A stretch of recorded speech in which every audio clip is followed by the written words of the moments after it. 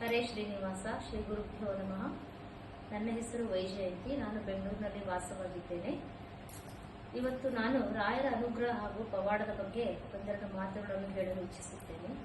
ನನ್ನ ಆತ್ಮೀಯ ಸ್ನೇಹಿತೆ ವಾಣಿ ಕಿರಣ್ ಒಂದು ದಿನ ನನಗೆ ಶ್ರೀ ಗುರುರಾಯರ ಗೃಹಪಾದ ಪೂಜೆಯ ಒಂದು ಅವಕಾಶವನ್ನು ನನಗೆ ಒದಗಿಸಿಕೊಟ್ಟಳು. ಅವಳ ಸಹೋದರರಾದ ವಿಜೇಂದ್ರ ಚೌಥಾಯಿಯವರು ನನಗೆ ಫೋನ್ ಮಾಡಿ ಹೇಳಿದ್ರು, ನಿಮ್ಮ ಮನೆಗೆ ರಾಯರು ಬರ್ತಾ ಇದ್ದಾರೆ, ಸೊ ಗೃಹಪಾದ ಪೂಜೆಯ ಒಂದು ವ್ಯವಸ್ಥೆಯನ್ನು ಮಾಡ್ತೀರಾ ಅಂತ ಕೇಳಿದ್ರು. ಆಗ ನಮಗೆ ಆದ ಸಂತೋಷ ಅಷ್ಟಿಷ್ಟಲ್ಲ, ನಾವೆಲ್ಲರೂ ತುಂಬಾ ಸಂತೋಷವಾಗಿ ಅದನ್ನು ಸ್ವೀಕರಿಸಿದೆವು. ನಾನು ರಾಯರ ಪರಮ ಭಕ್ತೆ. ನನ್ನ ತಾಯಿ ನನಗೆ ರಾಯರ ಬಗ್ಗೆ ಭಕ್ತಿ ಭಾವನೆಯನ್ನು ಬೆಳೆಸಿದವಳೆ ನನ್ನ ತಾಯಿ.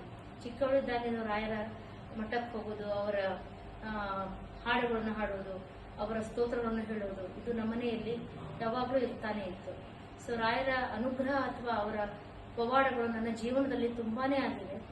ಇತ್ತೀಚೆಗೆ ನಡೆದ ಒಂದು ಪವಾಡವನ್ನು ನಾನು ನಿಮ್ಮ ಎಲ್ಲರಿಗೂ ಹಂಚಿಕೊಳ್ಳಲು ಪ್ರಯತ್ನಿಸುತ್ತೇನೆ. ವಿಜೇಂದ್ರ ಚೌಥಾಯಿಯವರು ಯಾವತ್ತು ಗೃಹಪಾದ ಪೂಜೆಯ ವ್ಯವಸ್ಥೆಯನ್ನು ಮಾಡಿದರು, ಹಿಂದಿನ ದಿನವೇ ರಾತ್ರಿ ನನಗೆ ಒಂದು ದುಷ್ಟಶಕ್ತಿಯು ತುಂಬಾ ತೊಂದರೆ ಕೊಟ್ಟಿತು. ಆ ದಿನ ರಾತ್ರಿ ಆ ದುಷ್ಟಶಕ್ತಿಯು ನನ್ನನ್ನು ಎಳೆದುಕೊಂಡು ಹೋಗಲು ಪ್ರಯತ್ನಿಸಿತು.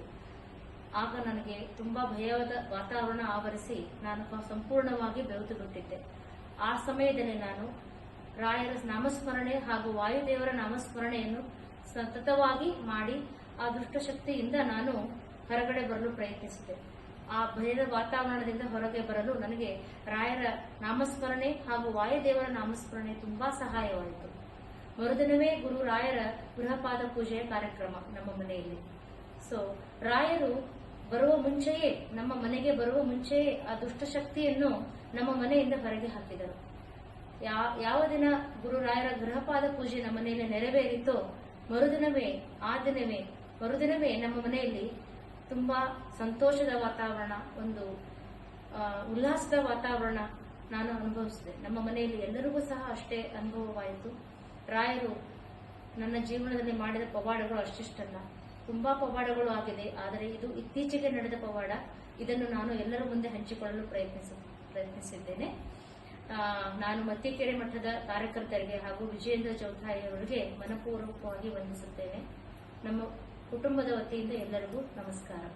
ಶ್ರೀ ಗುರುಭ್ಯೋ ನಮಃ.